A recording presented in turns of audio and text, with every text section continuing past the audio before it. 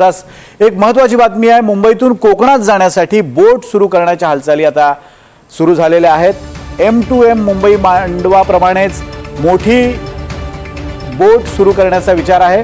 मुंबईतून 2 जिल्ह्यांसाठी ही वाहतूक सुरू करण्याचा विचार असून रत्नागिरी आणि सिंधुदुर्ग या जिल्ह्यात ही वाहतूक सुरू करण्यात येणार आहे। रत्नागिरीत 3 तासात आणि सिंधुदुर्ग जिल्ह्यात 5 तासात या बोटीने पोहोचता येणं शक्य आहे। एकाच वेळी 150 4-चाकी वाहनं आणि 500 प्रवासी यामधून प्रवास करू शकणार आहेत।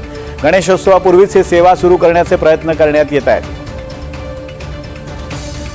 आणि याच संदर्भात बोलण्यासाठी आपले प्रतिनिधी सागर कुलकर्णी आपल्या सोबत आहेत। सागर, अतिशय महत्त्वाचा असा हा विषय आहे, कारण कोकणात जाण्यासाठी एकीकडे रेल्वेवर प्रचंड वेटिंग लिस्ट आहे, दुसरीकडे खड्ड्यांचं विघ्न महामार्गात आहे, तिसरीकडे विमानाचे दर चौपट झालेले आहेत। 3000 रुपये दर असलेले विमानाचे दर आता 12,000 पर्यंत तिकिटाचे दर गेलेले आहेत। अशा वेळेला ही M2M सेवा जशी आहे त्याच पद्धतीने ही रोरो सेवा जर सुरू झाली तर कोकणवासीय त्याचं स्वागत करतील। मात्र ते इन्फ्रास्ट्रक्चर या मार्गावर उभारण्यात आलेलं आहे का? कारण असं कळतं की लगेचच ही सेवा सुरू होणार आहे, त्या दृष्टीने जेट्टी बांधणं किंवा इतर सगळ्या गोष्टी पूर्ण झालेल्या आहेत का?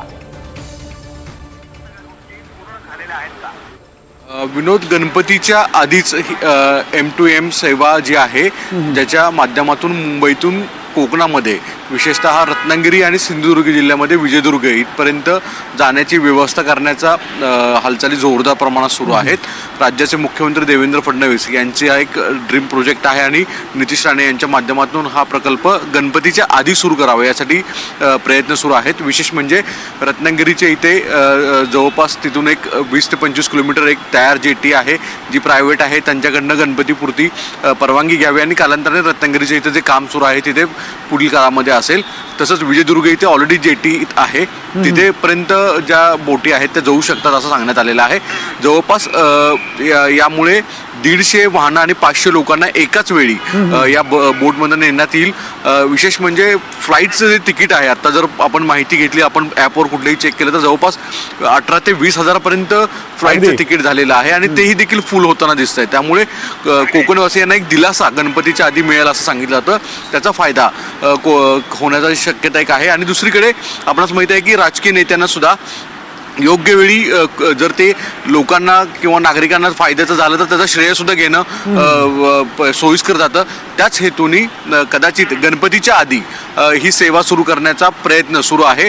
कदाचित याबाबतच्या घडामोडी ज्या अधिकृत जाहीर केल्या जातील, पण जर तसं झालं तर गणपतीच्या आधी कोकणवासीय जे गणपतीला जातात मोठ्या प्रमाणामध्ये त्यांच्यासाठी एक दिलासा असेल।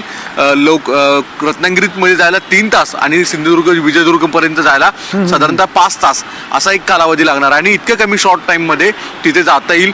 विशेष म्हणजे ट्रॅफिक सारखी समस्या नसणार आहे, जलवाहतुकीमध्ये ती एक मोठा दिलासा मिळतो त्यातनं। यामुळे सरकारचा प्रयत्न आहे की गणपतीच्या आधी सुरू करून गणेश भक्तांना आणि कोकणवासियांना एक चांगला दिलासा दिला जावा। अगदी सागर, दिलेल्या अपडेट्सबद्दल धन्यवाद। पण सरकारचा प्रयत्न जरी असला की गणपतीच्या अगोदर ही सेवा सुरू व्हावी, तरी सुद्धा गेल्या 13 वर्षांपासून रखडलेला मुंबई गोवा महामार्ग सरकारच्या आश्वासनानंतर सुद्धा पूर्ण होत नाहीये। त्यामुळे या आश्वासनावर किती विश्वास ठेवायचा हे येत्या काळात स्पष्ट होईल। मात्र आता एक महत्त्वाची बातमी आहे।